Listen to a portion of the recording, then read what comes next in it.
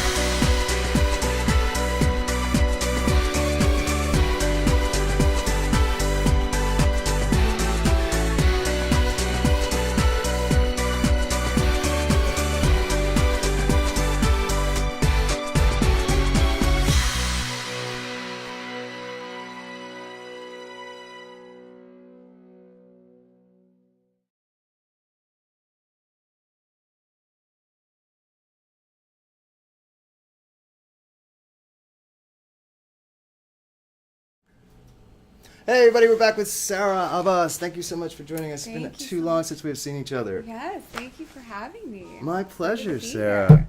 It's cool to see you and that you're doing well with your books and your companies and things like that. Thank you so much. Yeah, it's been really exciting for me too, and there's been a lot of growth recently, and it's just so grateful. So fantastic. Congratulations. Yeah. Well, I'd love to talk about your book and your companies, but let's get to know you a little bit. You've always been kind of mysterious to me anyway. I'd like to know. Thank you. Yeah, in a good way. Yeah. I was just wondering, can you tell us a little bit about how you came to San Diego and maybe how you started, being an entrepreneur and things like that? Of course. I actually grew up in the Middle East, and during the first Gulf War, I was a refugee for a little while, and my mother and I were fortunate enough to leave, and we spent a lot of time in the States where her family was, and we went back and forth between the Middle East and the U.S. for a long time. I did a lot of school in Florida and different parts of the States, and from there I did a lot of traveling through Europe and a lot of traveling in East Asia. And that's actually how I came to California. I was living in Tokyo at the time, and all of my Japanese friends were raving about Los Angeles. Los Angeles, you gotta get to LA, you gotta get there. And I had never been to California.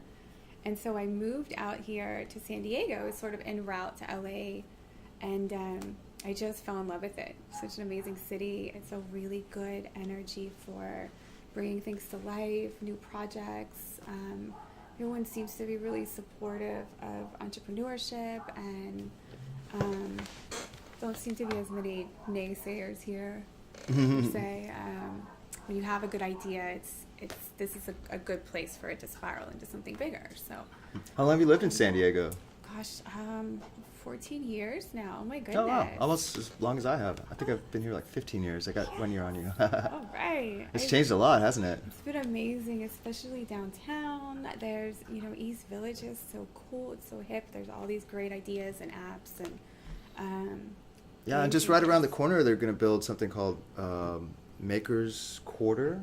Heard about that? Yeah. I think one of the buildings is almost completed, and it sounds like it's going to be something for people who are making things, 3D printing things. Yes. So yeah, there's a lot of energy for startups and tech in here. Yeah, it's really exciting, and I know Northern California gets a lot of the attention there, but this is definitely it's proven to be a really, really supportive energy for bringing great projects and big things to life. So I'm enjoying it. Yeah. Cool. And do you know a lot of languages? You said you lived in all over the place. I do. You know, my Arabic and my Italian's pretty good. I did not learn as much Japanese as I wanted to over there. I spent quite a bit of time in Tokyo, and I'm actually a little embarrassed. I should have spent more time in the language because everyone wants to speak English and they want to practice with you. And I was all too happy to help. And then when I left, something was missing, and it was my Japanese. So I have to go back and do that. And of course, there's all these other languages that I want to learn and places I want to travel to. And through those travels, I picked up a lot of information that I used in my book. I grew up kind of ill. I always had health problems. I had asthma and allergies growing up, like a lot of kids. But I think, maybe a combination of diet and habits and just growing up in the Middle East, I kind of had a lot of pollution, especially after the war, a lot of chemicals, just exposure to all these different things. I ended up with hypothyroidism and a lot of hormonal imbalances and things that fatigue, chronic fatigue, and things that the doctor said you're going to have for life. You're stuck with this stuff for life. You're going to have it forever. You're going to be on prescriptions. You're going to have to come in every 2 weeks for blood work. And there was really no way around it. There were no other options. And this sort of blew me away. And this happened about when I was a teenager, 13, 14. And over the years, I was thinking back, I was ill in all of these different countries, and I remember these amazing remedies, and every culture seemed to have their own sort of tools. The real home remedy type of thing that you would go to, like, I don't know, the witch doctor. We would go to all kinds of different. My mother was really open-minded, and we would explore things. And of course, some stuff doesn't work. There's some crazy stuff out there. But in those experiments and things like that, there are really effective natural ways to heal things, and I was able to kind of pull it all together over the course of about 15 years of experimenting on myself and just the research and the different meds that I was on, and there were some other experiences in there that kind of pushed me over the edge to just, this is it. I don't want to be on prescriptions for the rest of my life. I don't want to deal with weight gain. I don't want to, I would hear people talk about feeling energized from healthy food, and I remember eating salads and feeling like, I'm just hungry. Like, this is silly. And it wasn't until I discovered cleansing and deep cleansing that I knew what they were saying. I'm like, wow, I can eat broccoli and I feel alive and I'm full and this is amazing. And that brings us into your book. Yes, exactly. Tell us about your book, Supremely Being. I'm really proud of this because it's obviously a topic that's really near and dear to my heart.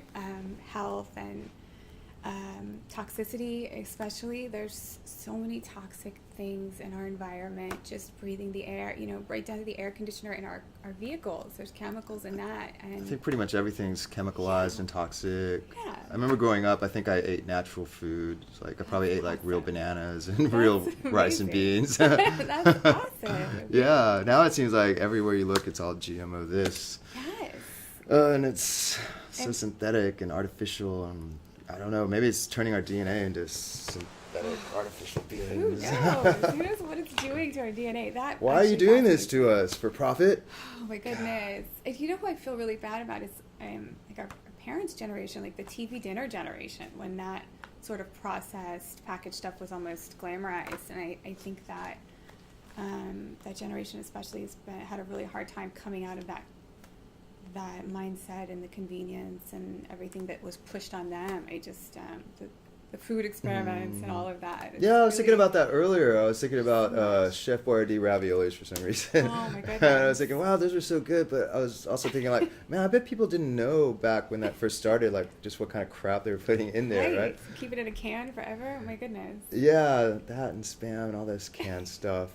But maybe ignorance is bliss. I don't know. Definitely, and I'm sure that I had experienced some of the unhealthy habits and eating things like that, you know, throughout the years to really appreciate what it feels like to have a clean system and be able to cleanse. What I do with this book is I kind of pull together some of the natural remedies that helped me along the way, things from different parts of the world. I've got, you know, even in my family, I've got some Bedouin ancestry, and they had their own rituals and their own sort of herbal and mineral healing methods, and I like to pull it all together. I did a lot of traveling in South America and things I learned there. So there's a lot of practical applications for all of these sort of methods and things I picked up along the way just being really sick. Well, when did you first find out that you had the problem with the thyroid? So that was as a teenager, and so when I was 13, 14 years old, you know, I had a lot of unexplained weight gain, a lot of hormonal issues, acne stuff, you know, typical teenager kind of stuff, but it was really severe, especially the weight gain, you know, and it really brings you down. It causes depression, and then that messes with your cortisol, and then you get different, you know, that's another chemical in itself we have to get out of there. It's a stress chemical, right? Yeah, and that stays in your body. It stays in your system for years. And so until you can actually get that out of there, you're not really going to reap the benefits of what you're eating. You're not really going to allow your body to fully heal. I like to use the fishbowl analogy. I think everybody at one point had a fish as a child, and you get this dirty fishbowl, and to clean it, you have to take everything out, and you have to actually clean the inside of the bowl. You can't just add clean water. And I feel like that's what a lot of people do when they try to get healthy. They start eating clean, and they're just adding clean water to the dirty bowl, and it just makes more dirty water, and it frustrates people. But what we really need to do is focus on actually cleaning the bowl, clean the tank, clean your system, so that you can actually benefit from the nutrients and the bioavailability of what you're consuming, and you'll feel a huge difference. And once you do that, then your body can start to do what it does naturally and start to heal, and not just things like thyroid problems, but people that are prone to diabetes, people that are going through radiation. If you have old injuries, things like that, they start to improve when your body's able to stop digesting junk and stop processing chemicals and start healing. So what is it about cleansing you think that, you know, allows your body to kind of regenerate that way? Well, it's interesting. There's so many methods out there. There's so many really beneficial ways to cleanse, and there's some that are less effective than others. It depends on your goals. But what's I think has created such a buzz about it is that when you know, typically all the cleanses involve some kind of elimination of food, or at least the bad for you foods, which is good. But mine actually emphasizes a week of just liquids. And we get you down to even just herbs and minerals at the very end if you're healthy enough to do that.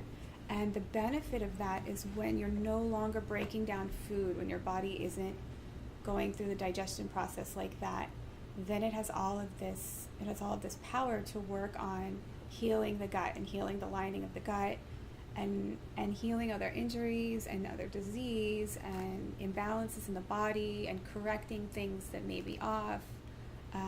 And it's a really fascinating process what happens when it can finally be free to do that. And you can't do that while you're still eating regular meals, and you can't do that while you're still consuming and exposing yourself to toxins. That's because your body's too busy digesting what you just ate, and I guess refining the toxins or something like that, or getting rid of the toxins. Exactly. That filtration process is a full-time job, and it's, you know, and a lot of what we're inhaling, it goes through the gut, things that we're putting on our skin, our nails, it's all going through the system in a very similar way. So it takes a lot out of your body to be processing that constantly.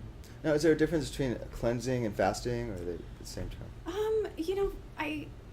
Fasting alone, there's minute differences, depends on the kind of cleanse that you're doing. Sometimes there's just juice cleanse, sometimes cleanse just involves raw food, which I'm a big advocate of. The first 2 weeks of this is all about whole raw food, no additives, nothing cooked, and that's so that you can really achieve the maximum benefits from what you're eating. But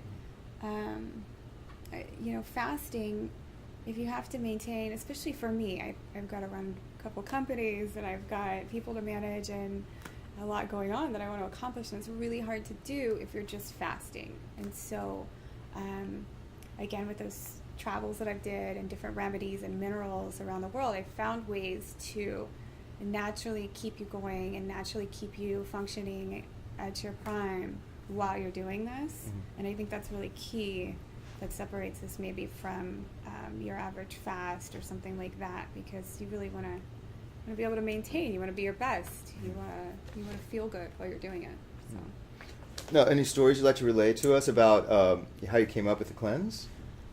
That might even be for another show. I had a really profound near-death experience, and it really was the kick in the pants that I needed to take my health seriously. I had been so sick for so long, and that lifetime sentence of prescriptions and things like that, you get really fed up.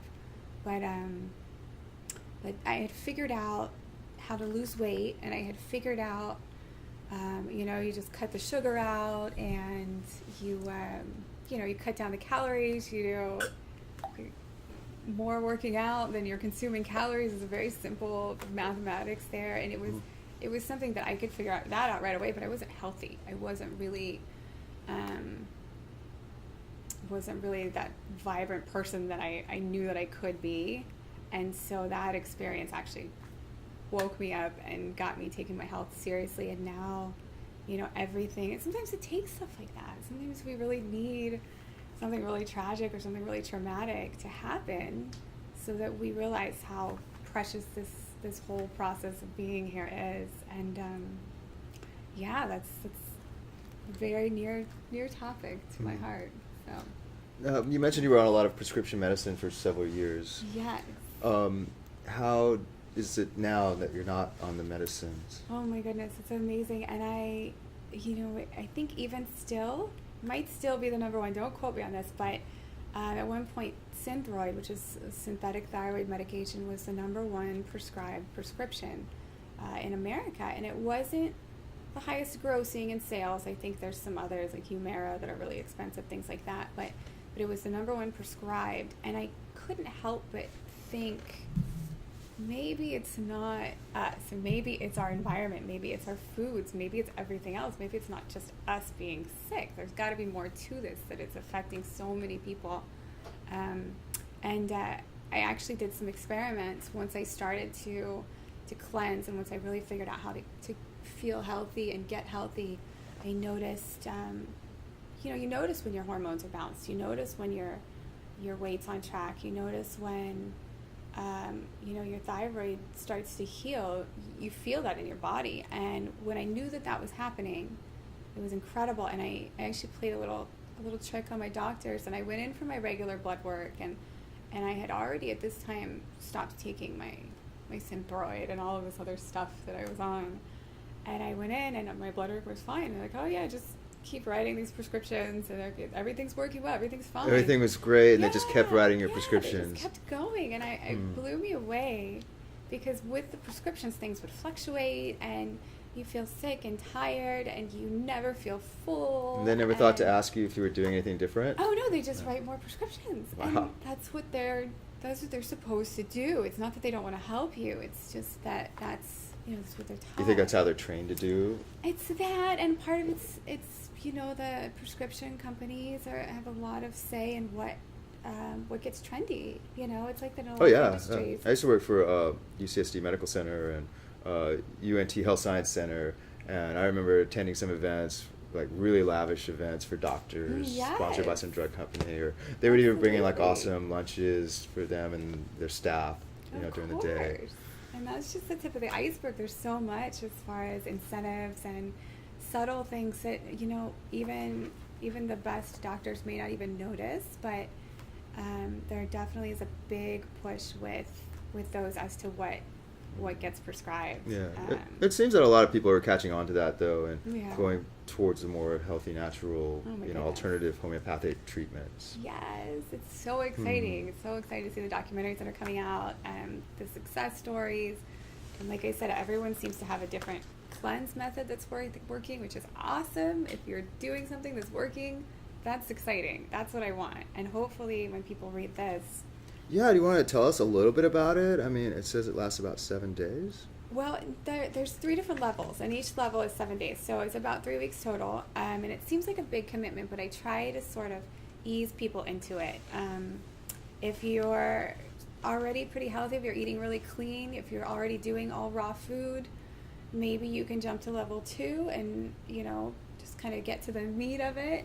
But I like to ease people in. Somebody like me who eats pizza and burgers, I should probably start at level 1. Exactly, Right. level Oh, okay. 1. And I do that to prepare so you can get used to. Darn. Trust me, you might not want to go back. No. It'll be like me, where I started cleansing and I didn't go back to eating meat. I didn't go back to eating cheese. I felt too good and all of this amazing stuff that. I'll have to have like one last meat eater's pizza before I start. You don't know the fake meat technology out there now is amazing. Fake meat technology. Oh, it's so intense. The stuff that they're making out of Soy. Well, probably not soy. Soy's bad for you now, right? soy's Wheat's debatable. bad. That's a whole other show. But What can you eat now? I really Quinoa. like. You think quinoa? Yeah, quinoa's Quinoa wonderful. burgers. I like hemp-based products. There's a lot of like cashew and almond-based alternatives that are really good, especially in like the cheese and dairy arena. There's some really Yeah, the cheese is a hard one to get No to taste way, well. man. Oh, you There's found some some good cheese? stuff out Okay, there. you'll have to let me know. Yeah, we'll have to have we'll do the raw vegan thing and Maybe we can stream like a cleansing dinner or something. Yes. Oh my gosh, we can that'd be show so people what we're exciting. eating and like share the recipes or something. Oh Yeah, my for a goodness. future episode. That'd be cool. Yes, I'm Cool. in. Count me in. All right. My sister actually has a she's a healthy food site, BuzzFeeds, not Mhm. BuzzFeed, BuzzFeeds, and it's all about healthier snacks and the fun stuff that you might miss. So it's something else. I'll have to give everybody a link later on. And Okay, yeah, you can we'll check put it in that the out, description. too. Yeah. Nice. But yeah, sorry to interrupt you. You were telling me more about the cleanse. Yes. There's different levels, and once you get to that 3rd level, that's really when you start to feel changes. That's when a lot of people start to see their skin get clearer. Even people that don't have disease or health issues that they're trying to tackle, things like hair and nails get stronger. I noticed a difference with my reflexes. It's kind of crazy, but things get sharper. Your vision gets a little better. Your reaction times are keener. And so when stuff like that starts to happen, you really take notice to what you're putting in your body. And for me, I have kind of a rule now. If it's not something that I would put in my mouth, I won't put it on my skin. I won't put it on my hair. Every label has to be something that I would consume, because that's essentially where it goes. So, and I think a lot of people are paying attention to that now. Our products and our lotions and our shampoos and all of that, they're labeling things so that we can make our own decisions now, which is really Yeah. nice. Oh, but getting back to the cleanse, there's this 3-week cleanse, and then like what kind of foods can you eat? Well, I don't want to give too much much of it away. away, but I advocate raw food for the first 2 weeks, small meals. So you do get to eat. You It's do not get like to eat. fasting. No, it's not completely fasting. It's not much food, but you'll feel fuller when you're doing the raw foods, and that's something that I think I'm seeing a big movement out there with, especially in the cancer arenas. A lot of cancer patients are being prescribed raw food diets so that they can maximize the benefits of what they're eating and heal. And the success is incredible. I can't say enough good stuff about the raw movement. It's really just done wonders for so many people. So do some research on that. It's tough to find good raw food or vegetarian options. Where do you like to go shopping? I have to agree. It's a lot of shopping and less dining. When I go to places like LA and New York, they've got the raw restaurants and they're everywhere. But here in San Diego, it's coming around. So any restaurant owners out there that are trying to add on to their menu, that's my suggestion, please. I've been nudging people wherever I go, but the natural places, Whole Foods, Jimbo's, the farmers markets. Oh my gosh, yeah. That's probably the best source right there. Hopefully. Yeah, that's the place to go, and you can interact with the people that are bringing this food to you, and I think that creates a different level of trust and things that you might not. Labels are labels. Who knows what that means, but when you're interacting with the people that are bringing it to you, I think that's key. Cool. Any favorite restaurants in town that you like to eat at? Oh, of course. There's some good ones. The Cafe Gratitude chain is really. Oh yeah, I've been heart. there. Yeah, that's they're a good. One. If you're going for comfort food, I feel like Kindred, though not all of it's healthy, but they definitely have some good alternatives. Kindred, where's that? Kindred's, I think it's in South Park, and their thing is it's a vegan comfort food, I think. And like I said, not all vegan is healthy. I wouldn't consider it all healthy, but if you're trying to stick to like a plant-based diet, I think that's a really, really cool spot to check out. Cool. Have you been to Veggielicious? It's down here on 7th, No. 7th and B. I haven't checked that out yet. It's a small little place. It's pretty cool. They have like a system where it's like a base of either like quinoa or beans or different mixtures, and then you can add like a protein on top. Oh, how fun. Yeah, it's pretty cool. Yeah, you should check it out. It reminds me of my favorite froyo places when I used to do dairy. They need to have a vegan froyo too. That doesn't exist yet. So if someone could make that, entrepreneurs. Okay, guys. Let's get on working that, on it. Or maybe that's your next entrepreneur. I know. I want a vegan ice cream truck. So that's I want to have one of those, and it'll be one of my businesses. But hey, so this book sounds great. I may even try it. Good. Yes, we'll leave you guys copies, and let's check it out. Let's check out your website so people can see where they can buy it. Yeah, definitely. You can go to supremelybeing.com. Of course, it's on Amazon. Funny thing about Amazon, there's somebody on there that's selling it for like $145 for the book. I'm really pleased with that. Yeah, there you go. Blew me away. But there's a website. Yes, and that's probably the best place to get it. Supremelybeing.com, guys. See it right here. And it's got every format there. Click on this button, that button right there. It says buy now. There it is. Yes. It's hard to get used to it. There you go. Bing. Buy now. That's right. That's not a bad deal, $9.99. Yeah, and I feel like even if you don't dive right into the cleanse right away, you should be able to get some valuable information and some tools. We've got a section on food combining that I think is really important when you're trying to heal and you're trying to lose weight. I think paying attention to how you combine your foods when you eat them is monumental. And I try to provide tools. I've got a calendar for everybody on the website also, so that you can see the planner? Yeah. Let's check it out. And it kind of breaks it down so that you can plan out exactly when to take what herbs or minerals that you might be taking while you're doing your cleanse. Takes a little bit to load, but it's definitely on there. There's all sorts of different formats too. You can get the PDF, you can get the different versions for the different e-readers, and definitely keep this website in mind, because as you're reading, the planner is going to be really helpful. So you want to be able to refer back to that. Of course, you can create your own, but I already made it for you. And it looks like it's available on paperback, Amazon. Yeah. What's Smashwords? Smashwords is really cool. They have sort of an independent platform that they work with different libraries, and they work with different. They're almost like a distributor. Smashwords is really cool, especially if you do independent publishing. Definitely check them out. But there's all sorts of formats on the website, and then we're there to help. So any kind of support you need, any questions you have along the way, you can access us through any of the social media outlets. I personally respond to almost all of it. So if you've got a question for me, let me know, and I will help you get through this cleanse and find your best best version of you. Okay, so when we're like dying for a burger or a beer or Yes, something, we yes, might call you and be like, that's help, right. I'll talk what you do off I the ledge. do? Yeah, talk me off the I ledge. will, definitely, yeah.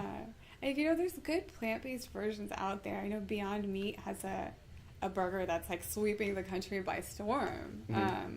I don't know how healthy the label is, but it's in a lot of mainstream restaurants and things like that. So there's alternatives. There's help. I promise. Okay. Cool. I promise. Yes. Well, thanks so much for showing us that. Thank you for letting me talk about but it. But this isn't everything you do, right? You also do other things. You're a serial entrepreneur. Yes. Tell us about some of the businesses you're running. Absolutely. I have a consulting firm, Boston Incorporated, that I've had for a few years. And through that, I was sort of managing talent for my different clients. And I would have models and bartenders and actors for their commercials and things like that. And a few years ago, I branched that off into a phenomenal talent agency called Evolver, Evolver Inc., and that's spelled with a 0 and not an O. And we've got everything from models, traditional actors, theater actors, things like that, to non-traditional things. We've got fire dancers and aerial artists, and we've got promotional talent and all kinds of other supplemental talent that we've been able to use in really innovative ways. And it's all female owned and operated. Really proud of that and our efforts with promoting more diverse talent, trying to kind of spice up the campaigns that are out there, and it's been a phenomenal difference for our clients too. We've seen just incredible changes and growth with them, so really proud of it. Yeah. Well, what kind of clients do you work with? So we work with everybody. We've got automotive clients, we've got tech companies, we do a lot of work with beverages, and I think that's because a lot of my consulting clients that kind of followed me over to this business as well, where beverages, wine and spirits companies, natural organic beverages, and that's really where we've been shining lately, although we work with all sorts of clients, but we've seen phenomenal growth with their experiential marketing campaigns that we've been able to do for them. And we've also pioneered a couple programs that some of the other agencies aren't doing. I'm almost apprehensive about talking about them, but we've got a sales incubator right now that's been it's been phenomenal for the growth. What we're seeing is we can take our super talented models and actors and put them in sort of a sales position, and when you combine those two worlds, the growth for our clients has been through the roof. So we're seeing one of my kombucha clients, for instance, since we started working with them, they were in a couple states, and now they're all over the East Coast. They're branching off into states that I barely even know where they are. I mean, they're just everywhere right now, and it's really gratifying to see that kind of growth, because seeing other people's businesses take off is really, gives me a little buzz. I get a little high off of that. It's awesome. So it's been really, really exciting for us to watch them grow. And so do you think models and actors make good salesmen? Is that what? Oh my goodness! Well, it of course takes some training and a little bit of time and effort on our part, and a lot of creativity, and not everybody's suited for sales, but really good at matching the right talent with the right clients and the right brands. I try to make sure that everybody really believes in what they're promoting, in whatever aspect they may be promoting that.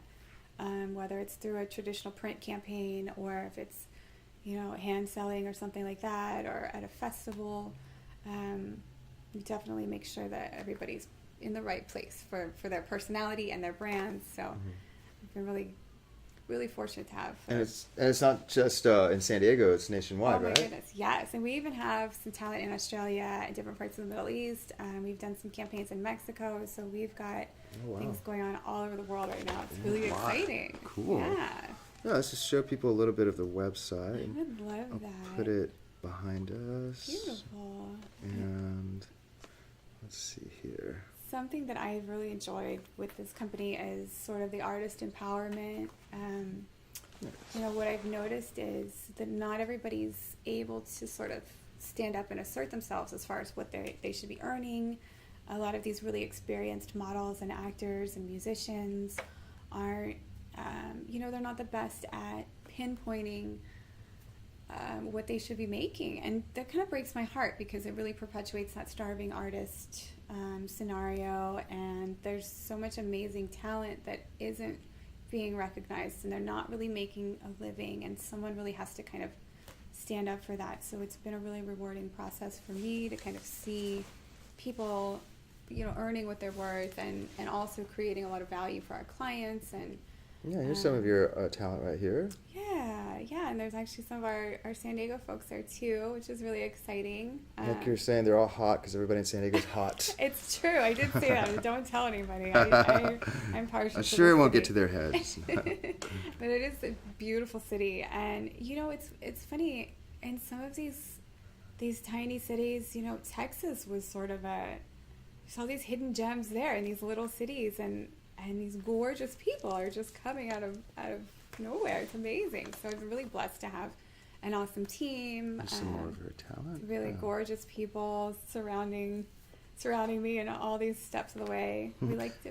Now, do you actually go on the road for certain events? Yeah, we do trainings also, and when I'm casting, and I like to be there and get as much hands-on interaction with them as possible. That's just a little bit of some of the talent that we have. So yeah, it's quite a wide array. Oh my gosh, yes. And so through that, through having all of these different options, we can really put together some incredible experiential events for clients. And experiential marketing is such a buzz right now. It's What is experiential marketing? So it's creating an experience for your customer. I think customers are no longer into traditional billboards and just watching a commercial and going out and buying stuff. There's too many people doing that. They're getting smart about their money. They're getting smart about what they're doing with their resources. And so when you can create an experience for them, create something memorable that they can take home and appreciate later on, and you can add some kind of value through sampling or, maybe getting in there and explaining the benefits of what it is that you're promoting. I think that's really what wins them over. So experiential marketing is a big deal right now, definitely. And you'll see we also have a little publishing tab up there. Oh, let's check that out. Yeah, through writing my own book, I realized that there's all of these other people that are sitting on brilliant book ideas.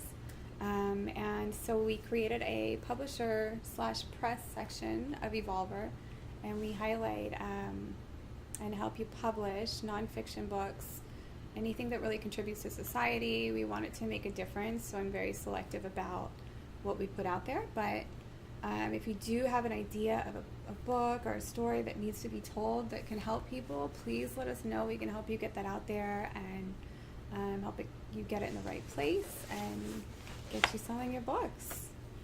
Sweet. Yeah. Now, as we're both entrepreneurs, and there's always struggles and challenges. I like to hear from other entrepreneurs, like what their challenges have been and how they've overcome them.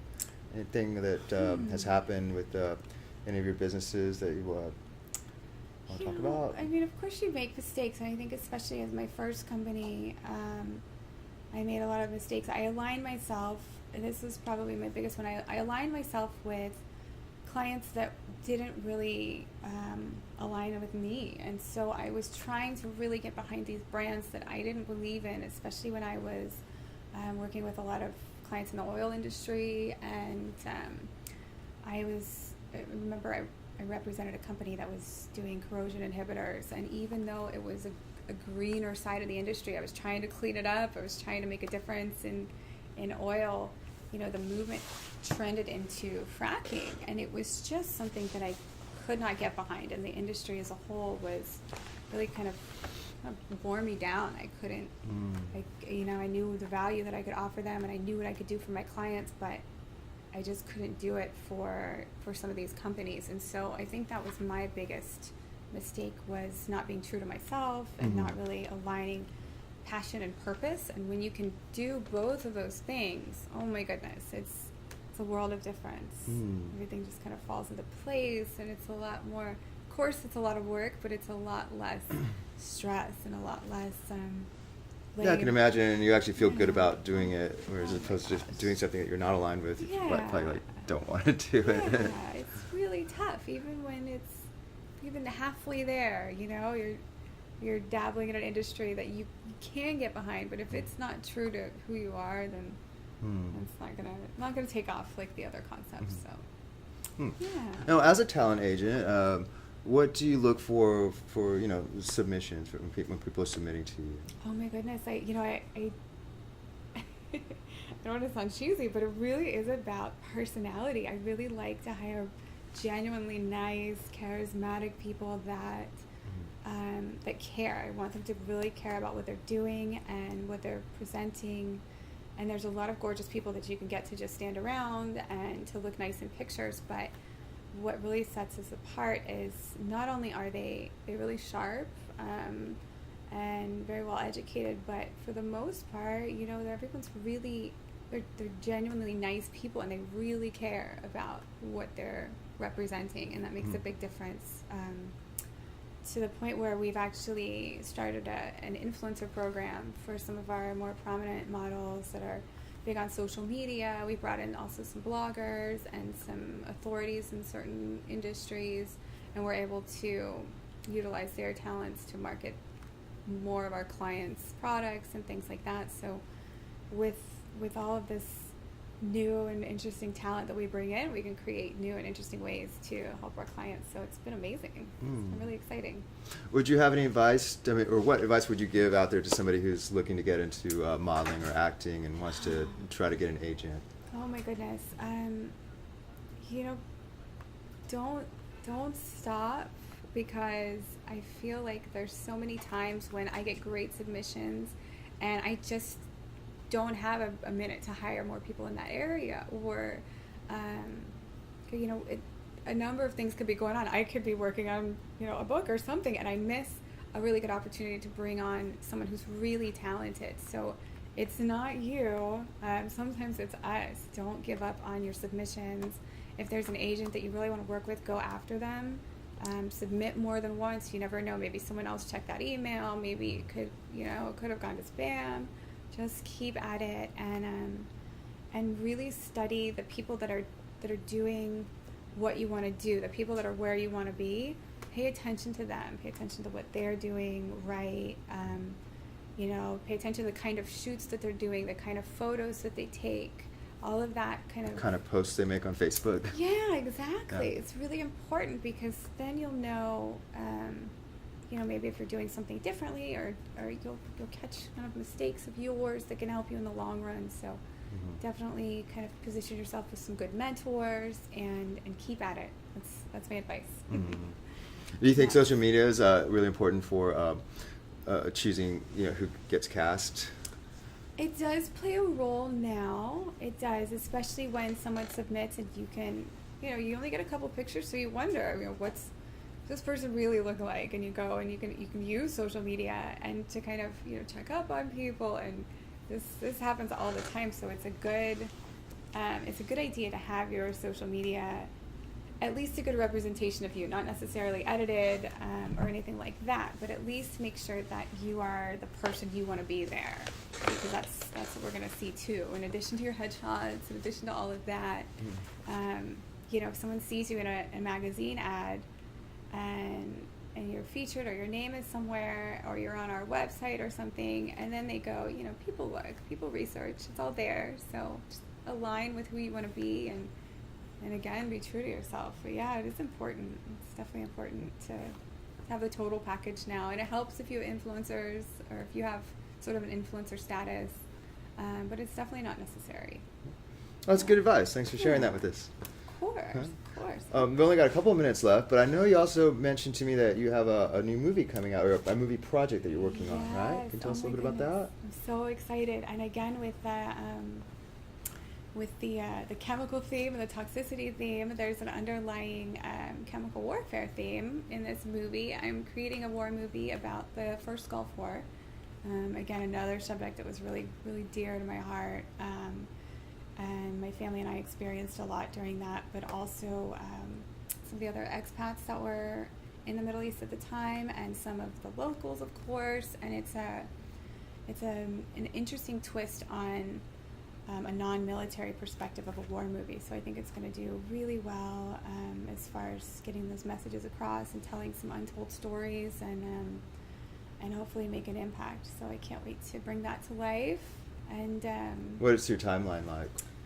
I want to say the end of 2018 is my projection. So I'm pretty good about sticking to my deadlines. So we'll see.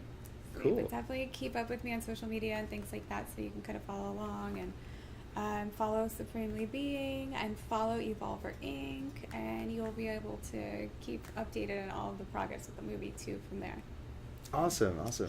Well, thanks so much for coming on the Thank show. you. It's a pleasure seeing you again. Likewise. I really appreciate you having me, and this has been an absolute blast, and I love what you're doing, so thank you. Thanks. Well, hopefully you'll come back and we'll have some kind of streaming dinner or something like Yes. that. Done and done. That would be cool. Perfect. Thank you. All right, guys, that's it for today on Streaming Sundays. Join us next week. We're going to have actor Randy Davison at 1 o'clock. It's going to be cool. And wish you guys the best. Also, stay on Facebook.com/CinemaViva. We're going to have Confessions of Impact Entrepreneurs with Molly Lavick starting at 2 o'clock. So don't change the station or feed or whatever. All right, guys, have a great Sunday. I'm out. Bye.